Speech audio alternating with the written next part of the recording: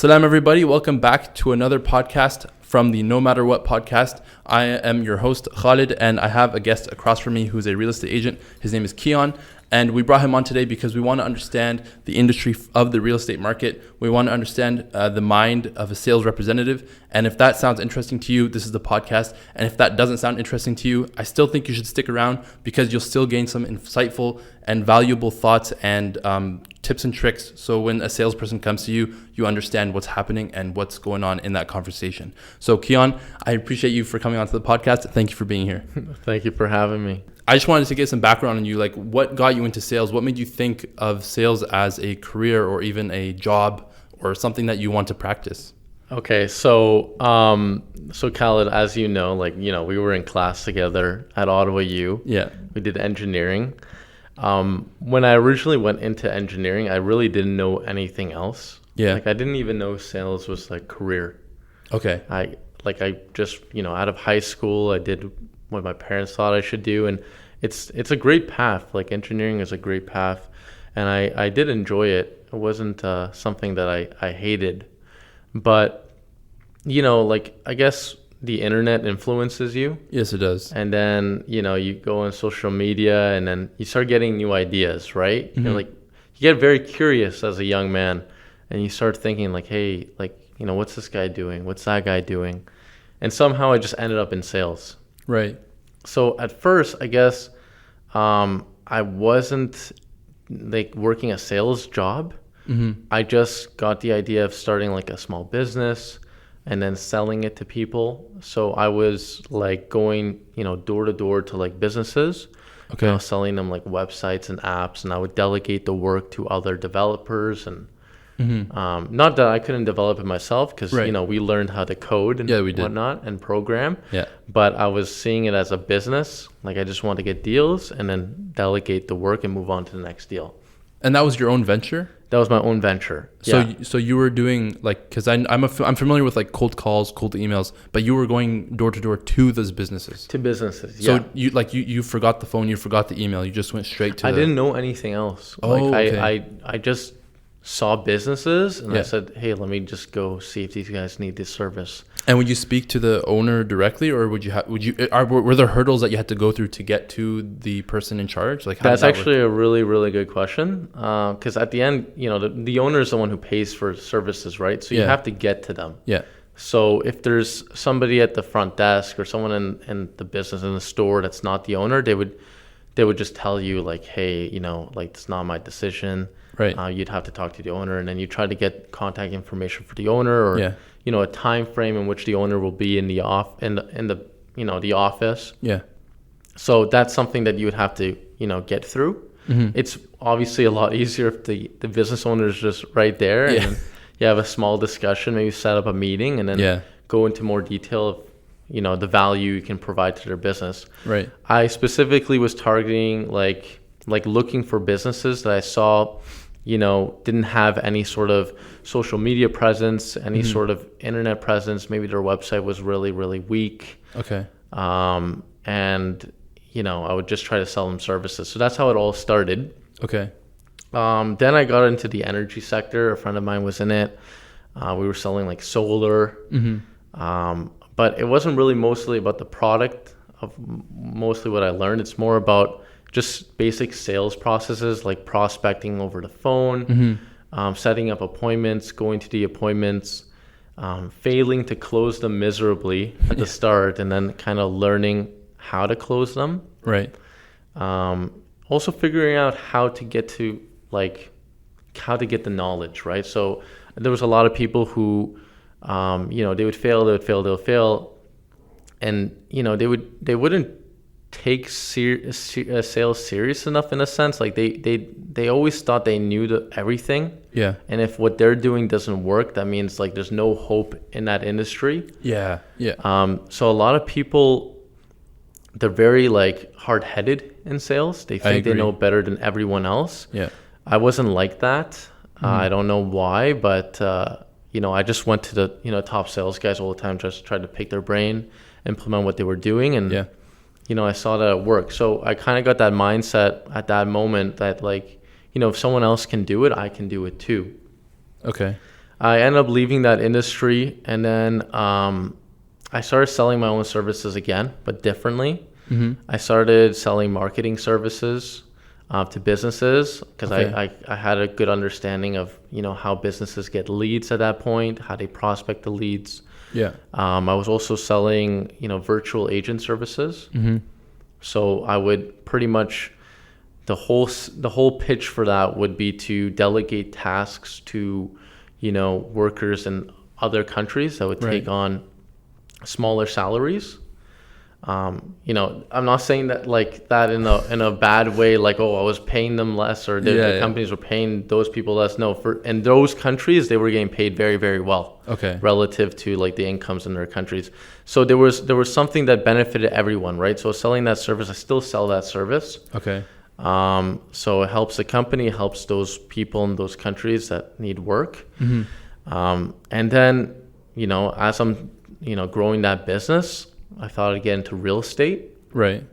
And, in terms of real estate, I guess you have more questions for me So one thing I did want to kind of understand is, like you said, is that you went into school, you went into university, and you're like, hey, my mom and dad said to do this, or, your parents, your siblings, someone influenced you. I kind of just had no other understanding of anything else. Yeah. So like at that point, okay, you finished school, and I mean, I saw your engineering ring that you have on. Yeah. So why not take a desk job corporate? Why not go corporate? Like what? Like I'm just trying to understand is like even for the viewers as well. I'm sure people are like, okay, well this guy got a university degree, right? But why aren't you working a job that you would normally get out of university? Because the last thing I would see is like I went to school with a guy and then he just finishes school with us and then he just goes to real estate. Like I don't understand that. Like what? Yeah. Can you describe your thought process through that? I mean, if I got into sales earlier, I would have probably left school earlier. Okay. But I don't know if I even would have done that. I just don't like quitting. So I guess it was kind of like this thing like where I just didn't want to quit. I wanted to get it done, right? Yeah, that's fair. Not like just do a couple of years and then just leave. Like what did I just do I just wasted those 2 years then, basically, because right? if you spent that time that you were in school, like let's just say you left after 2 years of school, if you spent that time actually focusing on your job and your business and your sales, you would be able to exponentially grow the business. Yeah, of course. But that's true. But I just hate the idea of like, I probably wouldn't have even done that even if I thought of going to real estate at the time, because spending 2 years in engineering and then not finishing would have kind of not sat right with me, right? It would hurt. Because a lot of time studying exams, like you're pulling all-nighters here and there. Like, I completely understand. So I kind of just wanted to finish it. And, it's obviously always like a backup thing. Like I still know how to program. I still have like those skills, right? For sure. And I didn't lose them. I sometimes practice here and there. And I have 2 years of work experience. I did co-op while in school. Yeah, I did co-op. But I guess I was also doing sales at the time as well. I did sales for a couple of years at that point too. And I was selling my own services, like I said before. And I just felt like I'm not, if I don't go into real estate now, if I don't go into sales now and focus 100% of my energy on sales now, I'm never going to do it in the future. Right? I see. Like I'm young now. It's the time to take on risks. Fair enough, yeah. And it's what I like to do, right? I like the idea of business and sales. It's just what I enjoy. I enjoy going to work. So would you recommend sales to anybody? Like that's like one question. Second question is, can anyone sell? Like, would you recommend it? I mean, I feel like anyone can learn like a sales process. Anyone can go into sales. Obviously, a lot of sales has to do with communication. You might have some barriers if you don't have like, let's say we live in like the person lives in Ottawa and they don't have strong English speaking skills. I would say like, you should obviously get that to a higher level, because you might have a hard time communicating what you think to clients, and they will misunderstand you and they won't trust you as much. And trust is huge in sales, and communicating the product properly or the service properly is very, very important. But if that's not an issue for you, then anyone can get into sales, just like anyone can do anything they put their mind to, right? Okay. It's a mindset thing. It's a mindset. It's 100%. Sales is all mindset. Okay. You can always work, right? Like a 9 to 5, you want to leave work at 5 o'clock. You do, yeah. You don't get paid after 5 o'clock. Yeah. But sales is commission based, right? Yeah. At least most sales positions. Fair. Yeah. Especially real estate, it's all commission. So you can work 9 to 9, Yeah. right? So it really takes a lot of dedication. It takes a strong mindset. You start doubting yourself a lot in sales. Mm-hmm. Like even if you're doing well and then you have a bad week or 2 weeks, a month, you really start doubting yourself. Mm-hmm. So you have to be really kind of mentally tough. Yeah. Have a lot of self-confidence, have Mm-hmm. a lot of self-belief. If you have all of that, then there's no problem. Like anyone can get into it. Another thing though that's really, really important is you shouldn't go into sales as a know-it-all. Okay. People have been in the industry longer than you. They know more than you. Yeah. They've closed deals. You haven't, if you haven't started yet. Yeah. A lot of people go into sales and they think they know better than the guy who has 10 years of experience and millions in sales, right? Yeah.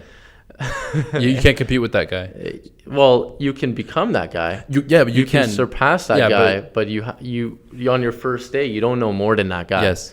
But you'll be surprised of how many people go into sales and they think they know more than, the top producer that's already on their team, or that, it's really shocking of, like the way people think in sales. Do you see, so I have two questions regarding that kind of scenario. Do you find that there's a hierarchy in the sales industry? Because when we think of a corporate job 9 to 5, you have the manager, you have the director, you have blah, blah, blah, supervisor, and you keep going down the list until you get to the bottom, like the worker bees, right? Do you find a similar thing in the sales industry? Is that, like you said, when you come into the job and you see there's that guy with 10 years experience, millions in sales, is there that hierarchy where like this guy is considered the top dog and then there's you at the bottom, or are you guys all in a level playing field? It's just that he's had more time in sales. Well, it depends on the industry, right? Okay. So in real estate, let's say you're a solo agent and you're not on a team. Yeah. You're running your own business, mm-hmm. and that person with 10 years of experience is running his own business. You both have the same opportunities. You both can talk to people, door knock, prospect, however way you like. Yeah. You both can close a deal, right? If it's not like that person's getting more opportunities than you, unless he's like paying for advertising or whatever and getting more leads, of course. But that person is going to have a higher closing rate. That person has done this for many years. He's been through many negotiations, not only in the process of selling the house, but also selling people on the idea of working with him to list their property with him. So real estate, I don't want to get off topic here, but real estate, a lot of it is not just selling the property. It's more so selling yourself to people to work with you. Okay. So if you're selling your home, for example, you're probably going to interview 2 or 3 agents. Yes. Right? Yeah. So it's in my best interest to sell you on the idea of working with me. Yeah, that's true. So that's a big sales process in real estate. Okay. And then obviously you want to do a good job working really, really hard for your client and selling their property. Whenever you post a home on MLS, put the sign in the front door, you want to create as much demand as possible. For sure. But that's more like marketing and hard work. Mm-hmm. The real sale is convincing somebody to work with you. Okay. Now, so I got off topic there, but in real estate, there isn't really a hierarchy. Okay. I guess there could be a hierarchy if you're on a team. Yeah. Like, for example, I work on a team. We have team leaders. Yeah. They give me guidance. They've been in the business for a long time. Obviously, they make money off of my sales, but it's like a value proposition, right? They give me guidance and they help me. They might funnel a lead to me, and then, so it's like a win-win kind of thing. Yeah. So that, I guess there's a hierarchy there, but when you look at like tech sales, like you have what do they call them? BDAs, business development associates, or like SDRs or whatever, sales development representative. Like that's like the initial position. Yeah. And then, you want to be promoted as an account executive, right? I see. Okay. And then I think there's another promotion. I just don't know what it's called. Maybe it's just called manager or whatever. Yeah. I'm not 100% sure. Yeah, neither am I. But and then if you're in the car industry, you can be a sales representative, you can be a sales manager, right? So it really depends on the industry. But in real estate, I would say it's the industry with very little hierarchy, if not like none. Right. If you're a solo agent, especially, you're just pretty much creating your own business. It doesn't even feel like a sales job, kind of. It's kind of like you're just growing your own business. Okay. At the same time, like there's a lot of, there's a lot of things I can get into. So we'll get to that Yeah. the home sales or the retail, or not retail, sorry, the real estate market in a bit. But I wanted to ask you, this is the last question I think I have for market or like sales and stuff. Would you say that having a network is important in sales? And I ask this question because I find sometimes people, they'll grow their network, but only to take advantage of them, thinking of like pyramid schemes.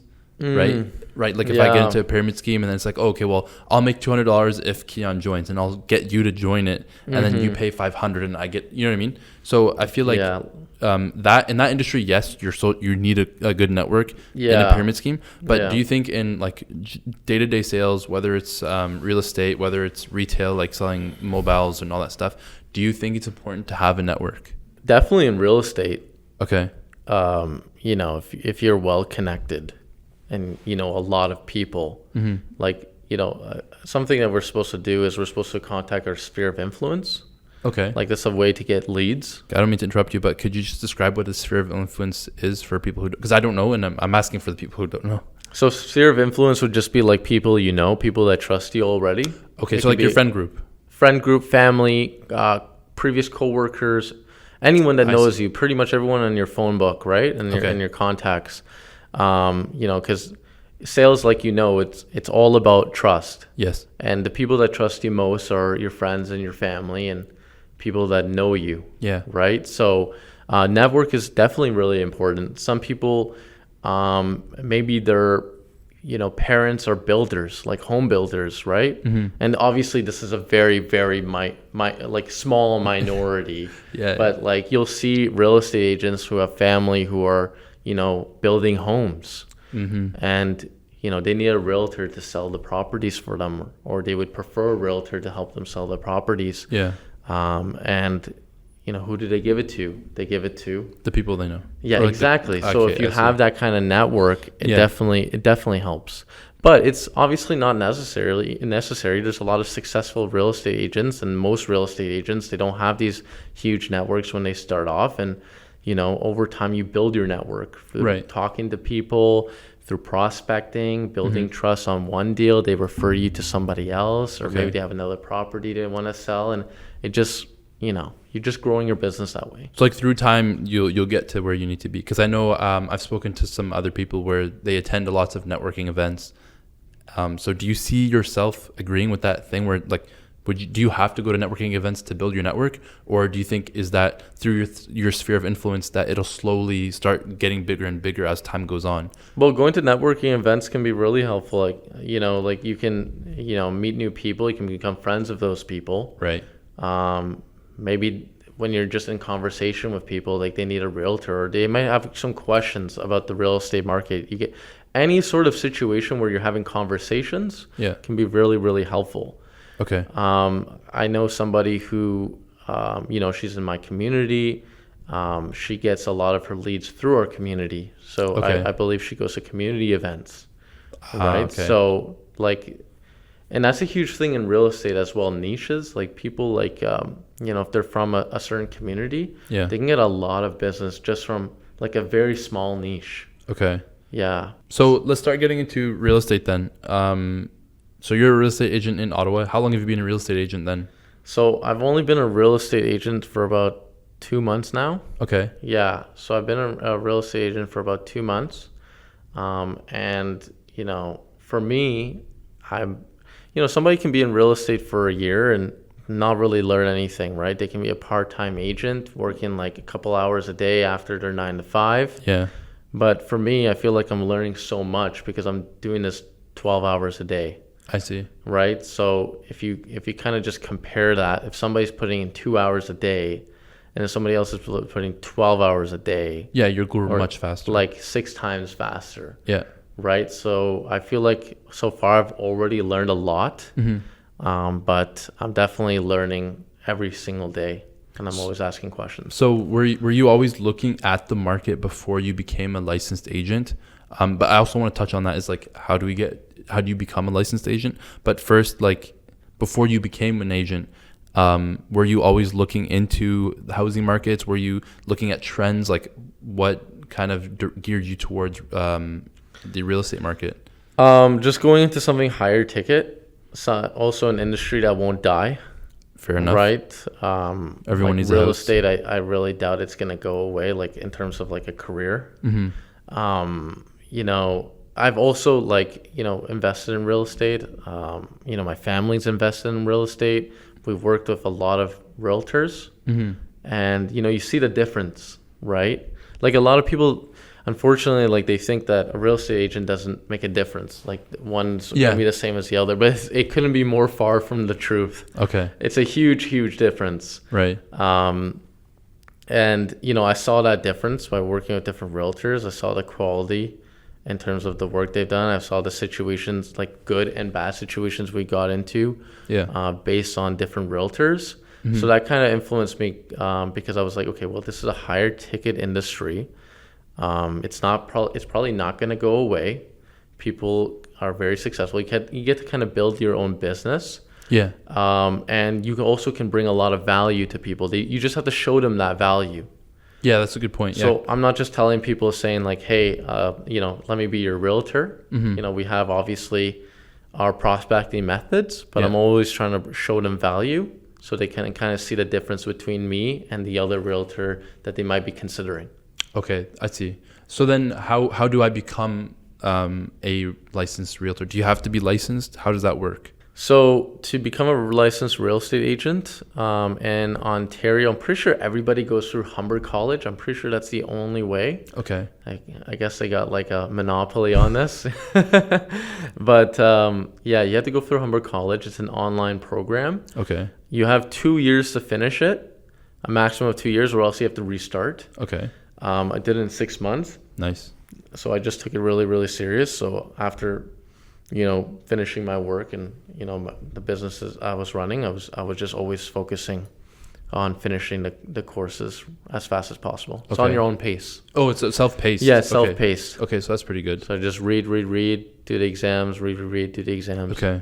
Yeah, it was nice. So then after you do that, you're fully licensed can you open up your own, like you said, can you be self-represented, or do you have to join a team? Or is it like that value proposition you said, is that you can do your own thing, or you can join a team to get that experience? Like, do you have to choose one right away, or how does that work? So you have to find a brokerage to work with. Now, brokerage does not equal team, right? So the brokerage, you can be a solo agent, and some brokerages, they offer they have teams that you can join. Okay. Right. So, a lot of people recommend that newer agents, in their first year or two to join a team. Yeah. Because it's like continued education. Okay. So I was kind of sold on that idea because I know the value in, mentorship in sales, and also, talking to people with the most experience and, just picking their brains at all time, going to meetings, sales training, things like that. Right. Yeah. I know that you can get a lot of value out of that. And there's definitely solo agents have never gone the team path, and they're probably not going to learn the same things that I'm learning from realtors with 20 years of experience who are, the best in Ottawa, right? That currently lead the team, right? Right. So yeah, those are the two options. Okay. Yeah. And would you say that, how important is it for you to follow trends, or do you see any patterns that might not be publicized to the people? So you're a real estate agent now. Do you have to follow trends? What do you have to do to keep yourself at the level playing field with all the other realtors? I would say that in anything you do in sales, it's about work ethic, but you got to work smart, right? Okay. You got to know, how to get leads. Yeah. And you got to just treat it like a numbers game. Okay. In terms of, prospecting just as much as you can. So that's how you kind of get ahead of the curve. Mm-hmm. Most agents are not, just like any sales industry, most people are not putting in that much effort Yeah. and expecting results to come to them. Yeah. So this is why I say it's a mindset thing. Okay. You have to have that mindset, and this is why it helps being, from a sales background. You have to have that mindset where you're accountable for everything, your successes, your failures. Yes. And you understand that the harder you work, the smarter you work, the more results you will get. Fair. Yes. You'll see true. a lot of people in a lot of industries and a lot of businesses, even if they're running their own business, they're always making excuses as to why they're not, getting leads or not getting business. But, maybe they just don't understand what it takes. Right. But there's certain things that they can definitely, work harder at. So on that note, do you see yourself in the city of Ottawa? Do you see it to be a prosperous industry? Like I know you said, like obviously everyone knows that real estate will never go away, right? But do you see this market in Ottawa being something that's worth staying in, or like how do you see the housing market going right now? Because like obviously interest rates are going up and down, and they're pretty high right now and stuff. So yeah, like do you feel like this city is a good city to be in, both as a buyer, seller, or even a real estate agent? Okay, so I mean, in terms of investing, what we've seen throughout the last, 20 years, like throughout time, right? Like properties always go up in value. Correct. Obviously, like we've had a little bit of a dip in the last couple of years just because COVID was so insane and properties just shot up like crazy. We had a little bit of a reduction since with the interest rates going up, right? But in general, they say that 90% of millionaires are through, real estate investments. Okay. Right? So I would always think that real estate is a great way to go. Over the last 15 years, I believe homes in Ottawa on average have been going up 5% per year. Okay. So if you really think about that, right, like let's say you own 3 properties and they're each worth $500,000. 5% in 1 year would be $25,000 in equity being built on each property. Right. So you pretty much made $75,000. Right? Yeah. So I always think in a buying perspective, like, real estate is always a great way to go. For selling, right now, like in the current market, we suspect prices to go up. Okay.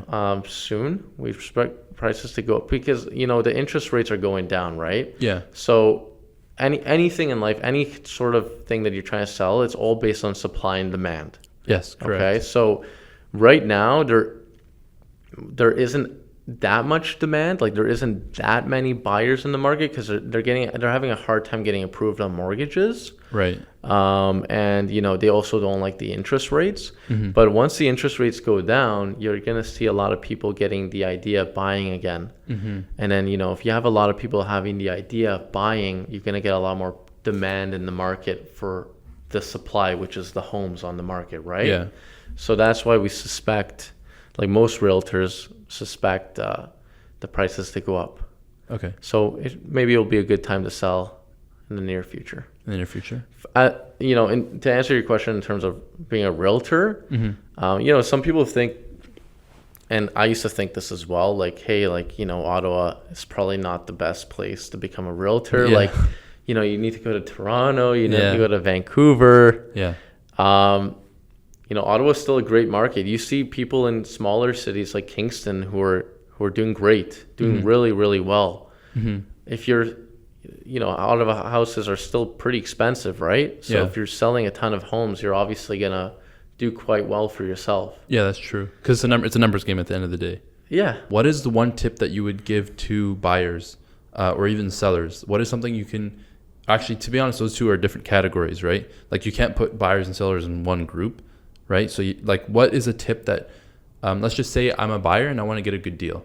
What is something I can do or something I can like follow, track or whatever to get a good deal on a house? Let's just say, I guess we have to do this in a scenario-based perspective, right? Because I'm just thinking about it now as I'm asking, is that if I just say, oh, give me a good tip on how to get a good deal, it's very ambiguous, because you could say, okay, well, what's your budget? Where do you want to live? What do you want to do? Like, where are you working, right? There's so many factors that involve. But let's just say I'm trying to buy a 3-bedroom townhouse and my budget's $600,000.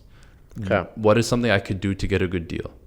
Well, first of all, like, there's a lot more like details we would need. Like, is there a specific location that you would require? Right. Right. So the best thing to do is to work with a real estate agent, obviously. Like if you're going to negotiation, on your own without like proper training that a real estate agent gets, the experience that a real estate agent gets in different negotiation scenarios, you're kind of going into something blind. Right. So the first thing to do is to contact a realtor. Now, your real estate agent should be, studying the market. Yeah. So if there's something specific that you're looking for, what they should be doing is, seeing what has sold in the last 6 months for similar comparables. Okay. You'll see a townhouse or any home, and let's say it's listed for $700,000. You'd think, oh, geez, I need $700,000 to buy that home. Right. That's not necessarily true. It might be listed $100,000 over market value. Okay. And the seller might, take a long time to realize that, but eventually they're going to lower, the price on the home. Right. Now, if you're not working for realtor, you might actually think that $700,000 is a good deal, and then you might actually buy the home. Right. And then, you pretty much made a horrible investment. So without being represented, you're essentially kind of putting yourself in this pool of opportunities to make very wrong decisions or uneducated decisions. For sure. I know a few people actually that bought directly from a builder. Right. And they thought it was a great deal. They bought early from the builder. They thought, okay, the prices are only going to go up in the next phases of this construction project. Yeah. So they just went into that scenario and they discussed a little bit with the builder and accepted pretty much all the terms that the seller agent who represents the builder put in front of them. Right. Right. They didn't think that they could negotiate. So now those people are in a situation where, 2 years later, their property is built and they feel like they got such a horrible deal when they compared their home to homes down the street. Right. That were built by a different company or whatever. And, they're looking to sell their properties, but now, if they sell their property, you're going to sell it at a loss. Right. Right. So it's really, really important to be represented. Okay. And then you want somebody who's going to work really, really hard to, show you obviously the properties that you're looking for. Yeah. Maybe your realtor will also be able to find stuff that are off market, things that are being exclusively sold. Okay. And then you want your real estate agent to make an educated, stat-driven, and logical decision whenever entering the negotiation table, right, with the seller agent. So let's just say this is just an off-topic, side question for you. Is you're a real estate agent?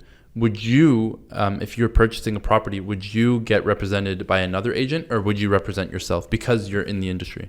No, I would just represent myself. Okay. Yeah. Yeah. So what you're doing kind of thing. Yeah.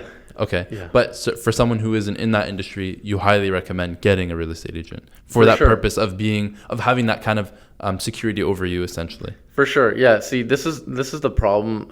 When it comes to sales, that people don't really take salespeople serious. Correct. But this is our career, right? Some people do, obviously, they take it serious, but some people think that they can just do whatever we do. Yeah.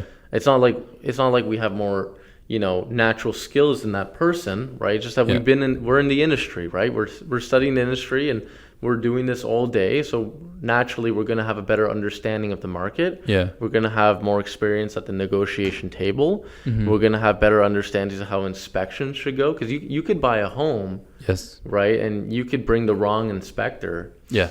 And then, you buy a home with a bunch of problems and then you can't do anything about it. Yeah. Right. So it's very, very important to work with somebody who's experienced. So, okay. So here's another follow-up question is, I know, for example, like not me personally, but I've seen people in my network that have had situations where they've had a real estate agent, but it was kind of like we found that they didn't really help out that person. What would you say to someone who perhaps asked someone, like if I asked you to represent me, and then I find that perhaps you're not meeting your end of the bargain, right? Like if I came to you and I said, I gave you everything I'm looking for, I gave you my budget and everything, and then I am sending you all the properties. Like I understand I still have to do some of the work, but I'm not getting anything back from you. Is that how that relationship should work? Like what should someone look out for? Because you're very hardworking in your industry, right? And like you said, that some people who do a 9 to 5 and then they do real estate on the side as their side business. So they're not necessarily fully committed to you. But someone like yourself who's investing all of your time, 12 hours a day or more into this industry. How can someone know when to back away from a sales representative that they're working with and find someone who will actually help them out? Well, whenever we want to work with a client, like I mentioned, I think I mentioned this to you, like we have to pitch them, right? Most time, right? So, we mention exactly, the services that we're going to be providing. Okay. And then, I hold myself accountable to provide those services. Right. Right. So sometimes I guess you can be, someone will promise you something, they won't actually follow through with it. So if you're a little skeptical about the agent, ask for ways that you can kind of back out of your agreement, because usually you're signing to be represented for 6 months, right? Maybe you might not like the way that they work. So you might want them to, add some sort of clause where you can kind of, cancel the agreement at your own discretion whenever you feel like doing that. But as a real estate agent, this is why you always have to provide value, right? So I'm always trying to, during our initial conversations, I'm going to ask you what you're looking for. I'm going to ask you a ton of questions, and then I'm going to create like an automated search for you. I'm also going to go through my, just my personal network, my agent network, and see if there's any exclusive listings that fit your criteria. So I'm going a step above and beyond, right? Right. And then, explain to you exactly the closing process, how we're, how we're going to negotiate, how we're going to do showings, like that process, the fees that you have to spend on the closing. I'm going to put you in front of the right mortgage agent. I'm going to put you in front of the right lawyer, really make you understand and have a lot of confidence in me, because I'm actually going to, get the work done. If you see that your realtor's not doing anything like that, they're not connecting you with a lawyer, they're not connecting you with the right mortgage agent, they're not finding properties for you, they're not willing to take you to showings, then, it's pretty obvious that you can find someone that will work harder. And, it's one of the biggest, it's one of the biggest, if not the biggest investment, buying a home that most people make, right? Yes. So somebody has to take it serious. And, correct. I guess some people who don't take the career as serious as they should, they don't understand that you're putting a lot on the line working with that realtor, right? That's a fair point. Yeah. Because I like from the person I know, they're like, I'm never gonna go back to that guy. So like, I'm not sure. It's easy to point fingers, right? But you never know what the situation. You never know the full picture, right? Yeah. Especially it's between two people, so it's hard to say. But what would you say to people who are like if I wanted to come to you, if I want to make my life easier as a buyer, what do I do when I come to you to be represented? Do I need to have any papers ready? What do I have to have ready to give to you so we can get hunting right away? Well, we're gonna need so let's say we're signing a client representation. So I'll be representing you. All we need is a piece of ID and your email address, and then we fill out the paperwork and send it over to you. So it's very trivial. It's pretty simple on your end. Okay. On my end, there's some paperwork I got to do, and then I have to send it off, and hopefully I don't mess up the paperwork, so I don't have to redo it. Yeah. But yeah, that's pretty much it. It's at that point it gets pretty simple. For real estate agents, the most work is just making sure that you trust me and, you know, you're willing to work with me over some other guy.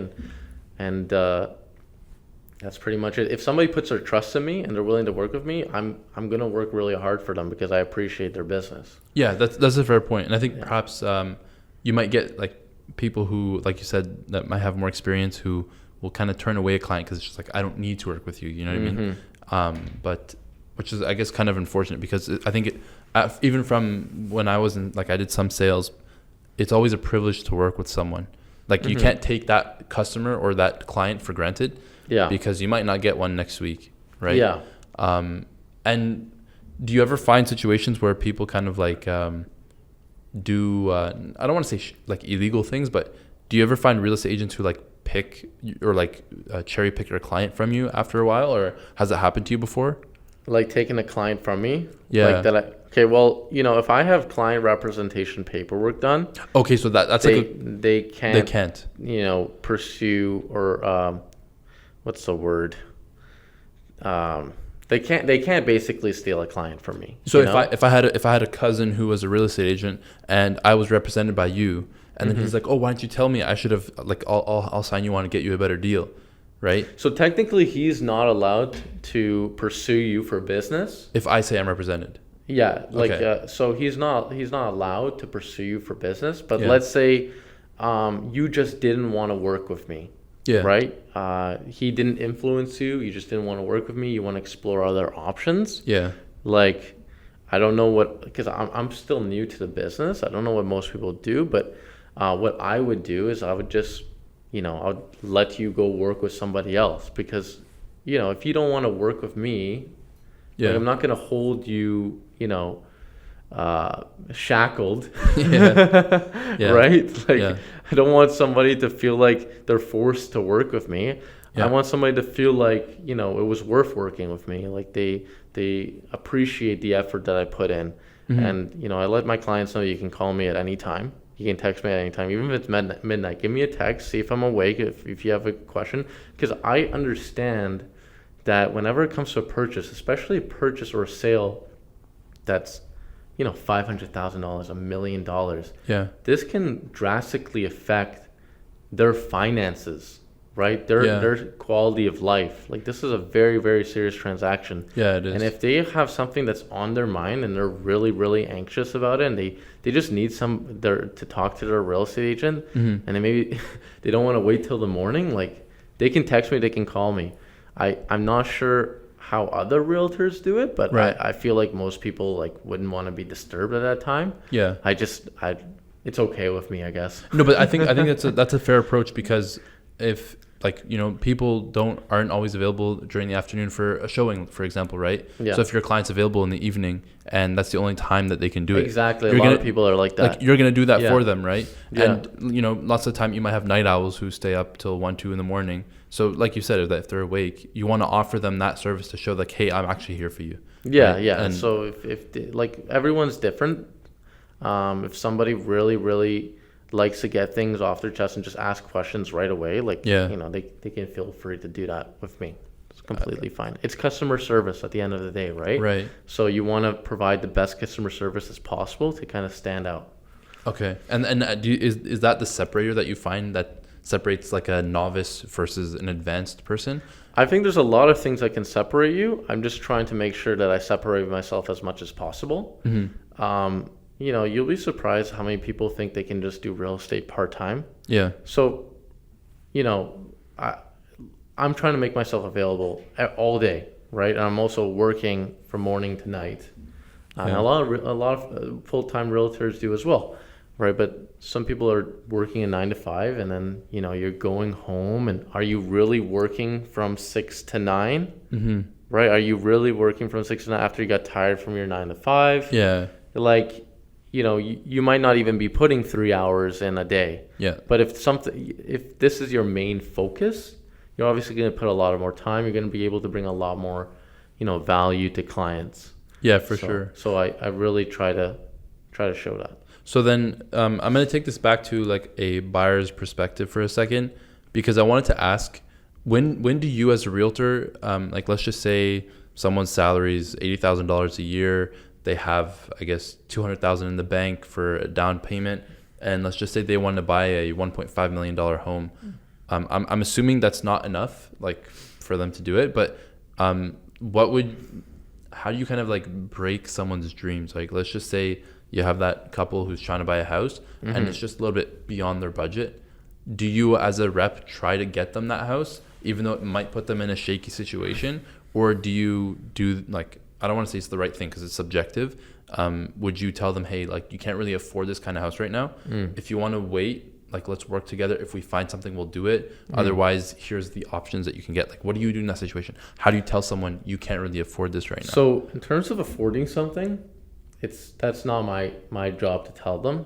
Okay. So what I do and what's best, and it brings more value to the clients because they're hearing it from an actual professional in terms of finances and finance and mortgages, is, you know, I'll give the work to one of our inside mortgage specialists. Okay. Right, or like a mortgage specialist that I know will provide them a great service and go through all the numbers with them, right? Okay. So it's not my judgment, right? So I set up that appointment. They have that conversation. They have further conversations. They go through whatever process they have to go through. I follow up with them, find the result.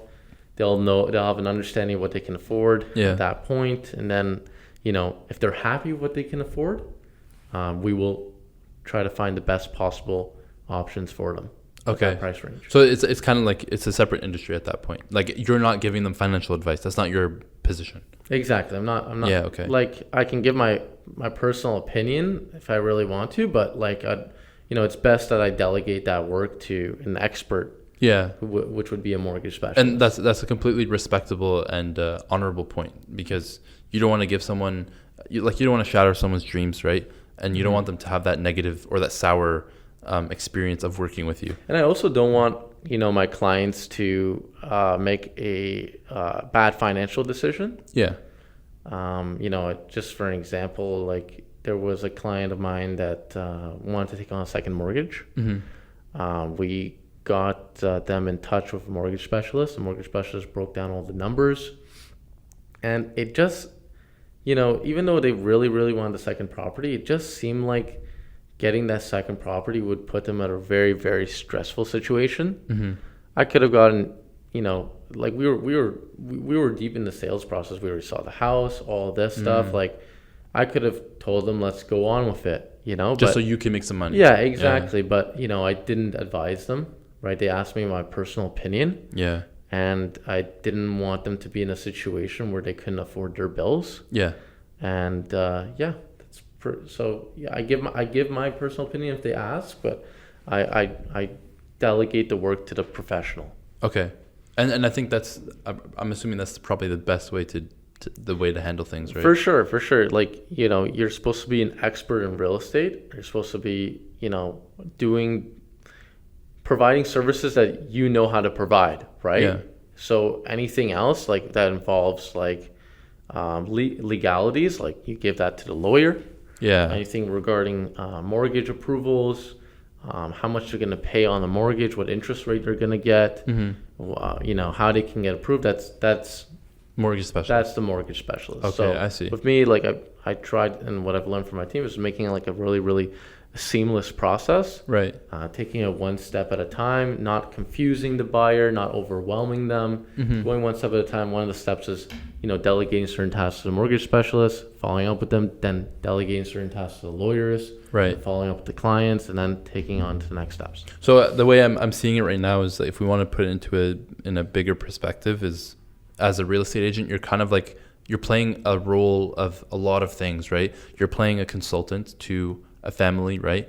You're playing a professional, right? But you're also playing like a role of a project manager, because you have to delegate. Like you said, you're going to the you're going to the mortgage specialist, you're going to the lawyers, you're going to, like, you know what I mean? So you kind of, in a way, like, you kind of have that holistic view of, okay, I know that if I'm doing a transaction, I need to talk to these people, get this stuff done. And you're saying, follow up with this guy, follow up with that guy, and then communicate with someone else. You know what I mean? Yes, you're really kind of like communicating with all types of people and kind of trying to make the whole process really simple and seamless. And stress-free for your client. So in a way, if you have some sort of management experience, which I do, Yeah. like it could definitely help. Because now that I'm seeing it, is that like that's the reason. Like for me, before I was in this middle where I don't really care if I was represented or not, and like it's like okay, like it's I think of it as something basic. Like I can do it. You know what I mean? Yeah. It's like why is it so difficult? So I think when you put it that way, or when we explain it that way, I feel like that's why you need to be represented, is because that real estate agent will get you the communication between all the other stakeholders involved in your transaction. Yeah. Right? Because it's a lot of reasons, but that's definitely one of them. Yeah, because I would find it super stressful if I had to talk to a lawyer and then talk to a mortgage specialist. I know it's doable and I know I could do it, but if I can get someone to do it for me, to delegate that work, like why not? Yeah, and then if you're self-represented, you got to do all the paperwork too. Like for the offer, you got to also do the negotiation. You got to you got to go to the showings alone, like go to the open houses, and more power to those people if they want to do it on themselves. But buyer representation is a free service. Ah, okay. So I why not take advantage of it? Okay. Right. So then, if a buyer representation is free, is seller as well, or do they have to pay for that? So when your buyer representation service is free, okay, to kind of level out the playing field, because the seller is going to have a listing agent, and the seller will have to pay the commissions to both the seller agent and the buyer agent. Okay. So whenever you're looking at a property on and when I look at one on the MLS, it mentions the percentage of commission that the seller is willing to give me as a buyer agent. Okay. And so just so if people don't know, what is the MLS? So essentially it'll have all the information regarding properties. You can do property searches based on, location, price. You can really do really specific searches, and you can get a lot of details on the property, like how many days it's been on the market. Yeah. You can see if there was price drops on the market, on the home. You can see, if they've taken the home off of the MLS, if they've put it back on. So you get a lot of information. Okay. We're able to create searches for our clients, property searches, like automatic ones that send to your email address the moment properties hit the MLS. Yeah. So it's a very, very important tool. And also, just in general, when you want to list your home, people are looking, at properties that are listed on the MLS, right? Yeah. So it's everything. So I want to ask you, this is another question about being represented or not, because I have access to realtor.ca. This isn't an ad for them, but there's other websites that do the similar things, like where you can find properties. Yeah. So to me, it's like, okay, well, if I can do my own custom search and it'll send me an email when I find this stuff, so why should I bother myself coming to you? I understand we spoke about some of that, but for someone who might have that objection of, I have those resources available to me, so why should I come to you even though I can look it up myself? So clients have, I'll talk to somebody, and I'll, if I ask them if they have a realtor and they say no, then I'll start kind of pitching on the spot of the initial things I could do for them. I can put you through an automated search, also show you some expired listings, things like this, right? Now, whenever I say the automated search or find you properties that are on the public market, a lot of times people say, I can do this search on my own. Yeah. But when you start really talking to them, meeting them again, and then showing a property, they're like, hey, I didn't see this one. Right. We have access to more tools on our systems. Right. And we don't miss properties as much as somebody else does on realtor.ca. You have to be licensed to access this. Yes. Okay. So that's the trade-off, I guess. Yeah. Is that someone might think that, oh no, actually I have all these resources and I'm better than that guy, like the sales rep, but technically the sales representative has more information than you do. Definitely. Okay. Definitely. So, okay, that makes more sense then. So then it, like you said, you highly recommend getting represented. Yeah, 100%. Yeah. Okay. Yeah. So that's interesting to know. So I want to kind of ask you, so you said a real estate agent now for about 2 months, you said? About 2 months, yeah. So have you had any success stories so far? So I already have 2 closes. Nice. Which is pretty good for someone just starting out. I believe last year the average agent had under 2 sales in a year. So the whole year, 12 months, only 2 sales? Yeah. So under 2 sales. I believe Under- the average, but you have to keep into consideration that the average agent, that also considers not only full-time agents, but part-time agents, people who might just have the real estate okay. license for their own sake, right? I see. Okay. So, but still, yeah, under 2 is so pretty low. Yeah. That's like, really low. you meet realtors who are like 8 months in the business and they finally get their first sale, or even after their first year. So I'm happy with the results so far. Okay, that's good. But I'm not satisfied for sure. Like I want to be an agent that's doing 3-4 deals a month at some point, right?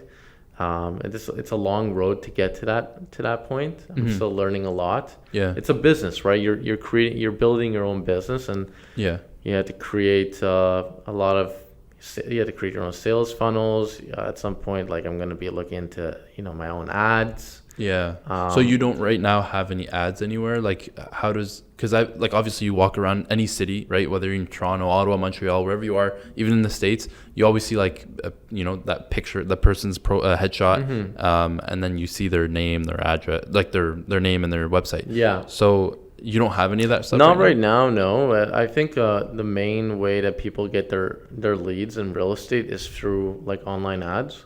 Okay. Like creating landing pages. Facebook ads, Instagram ads, things like that. Yeah. And you'll see that thing on Instagram where it's like, click here to find out how much your house is worth. Yes. And then somebody who's obviously looking into selling their home, they're most likely going to click that. That's true. And then the person who had the ad will get their phone number, give them a call. Yeah. And then put them through their sales process and kind of try to close them. Yeah. So then, in that case, like you don't have those advertisements. What is because with any business, right? We always assume that there's startup costs associated to it. So what would you say are the startup costs associated with becoming a realtor?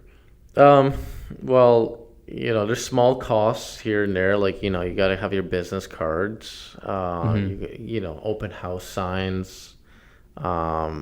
If you're solo agent, you got to put money on, putting in a sign on the front lawn. Yeah. If you're probably going to want to get some professional clothing, like some suits or whatnot. So those kind of expenses.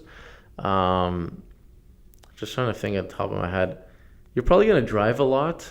So you're going to have some money for some gas. Yeah. And then, if you want to take it a step further, you do like advertising. I'm just trying to think. Like, would you say around like $5,000 to $10,000 would get you started? Yeah, for sure. Yeah, definitely.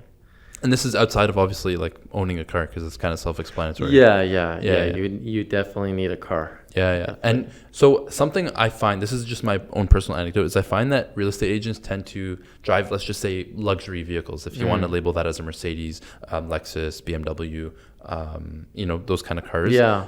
Do you think it's important for a real estate agent to represent themselves with the vehicles they drive? Or do you think it's something that the people do just to kind of show off? I can see value in it for sure. Like, if you show up in a very nice car, like to some people, they will see, okay, this person is obviously doing really well, must sell like a lot of homes, must help a lot of clients. Like he must really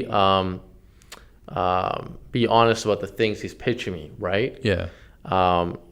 So it does make a difference for sure, but that shouldn't be something that holds someone back if they don't have like the nicest car. Not everyone's gonna judge that way. Okay. And it's not like you have to park on someone's like front lawn. You can park down the road, and if you're not comfortable, if you feel like they're gonna judge you for not having a Mercedes. Yeah. But yeah, I guess it could help. There's realtors out there that drive like a Porsche. Yeah. They'll drive like a Cadillac. Yeah, Lincoln's, really nice, or a Mercedes, or some very, very nice cars. And I don't think it's to show off. I think it's just to show like, I mean what I say, and I do pretty well. That like I get down to business. Like I don't. There's no games here. Yeah. Like I'm gonna sell your house. Yeah. Okay, so I can see how it can definitely influence some people. Okay. Yeah. And I mean, do you have any? I don't really like talking about negative situations, but in this situation, like on a podcast, I believe that people can definitely take lessons, like lessons learned. Do you have any negative situations that you've run into with whether it's a client or a deal like got like ruined or fizzled out kind of thing? Can you just quickly talk about one of those that you've had, something that you took a lesson from, perhaps? I guess like for example, the situation I told you about where they were gonna take a second mortgage. Yeah. Initially that was an idea because I don't know if they were being dishonest about their financial situation. I don't judge, you know what I mean? But at first they didn't mention like the debt they had. Oh, right? okay. They didn't mention like they said a small number and then it ended up being a drastically bigger number. So I definitely put a lot of time, even some money into facilitating the sale. Yeah. And the deal fell through. It's fine. I can see why some people would be very, very upset after something like that. Yeah. But I don't know. I just know it's sales. You're gonna get some disappointing situations, but you can't let it get to your head. Okay. So I wasn't upset at the client. We have a good relationship, and I believe they'll work with me in the future if they ever need my services again. Yeah. For a more feasible situation, maybe like selling their home, or maybe they'll refer me to family or friends. Because I never got upset. I was very understanding of their situation, which you have to be in sales. Yeah, for sure. It's all about relationships. Yeah. So right now, I want to close out. I appreciate you coming on the podcast, and I've learned a lot regarding the real estate market and stuff. But how can people reach out to you if they're like, can you represent someone who's in a different city outside of Ottawa, or are you specifically only in Ottawa? So technically, I can represent anyone in Ontario. Okay. Right? Now, obviously, people will be more comfortable working with somebody who understands the market of their city. Correct. Right? So they're most likely if they're in Toronto, they're most likely going to work with an agent in Toronto. That's true. That's what I would recommend as well. Yeah. But yeah, technically I could represent them if they really trusted me with purchasing or selling a property in Toronto. I would say on the buyer side it'd be more doable because I could find out a lot of information regarding that their area, the area of that where that property is being sold, comparables, do my own market analysis over the computer, checking the MLS, and then I can delegate tasks like mortgage specialist, inspector, lawyer, and then I can maybe get an agent that I know in Toronto to do a showing. Okay. For the client. Yeah. Right. So it's definitely doable on the buyer side. Yeah. The seller side, if I'm in Ottawa and they're in Toronto, I can't do open houses. Yeah. It wouldn't really make sense. So that is very true because a 4-hour commute every couple of days is not ideal. No. But in that case, I think that's valuable information because if a viewer is looking to get represented in Ontario, I guess they could reach out to you. So how can I get in contact with you? Who can you tell to people? What do you tell people if they want to reach out to you? Do you have a website, phone number? You don't have to say it publicly. We can definitely shout you out in the comments and the description. But how can people reach you? So, I'm on social media, I'm on Instagram, I'm on Facebook, I'm on LinkedIn. I'm on the team's website. So there's a lot of areas to find my information. Okay. I provide people every time I have a conversation with someone regarding real estate, I'll give them my business card. Mm-hmm. And if I have a conversation over the phone, I send them a quick email. But right now, how people can reach out to me is, I guess through the comment section. Yeah. So, but we'll include I guess your Instagram and your Facebook and your LinkedIn in the description of the video. Yeah. Just so people can quickly find you if they need you. Yeah.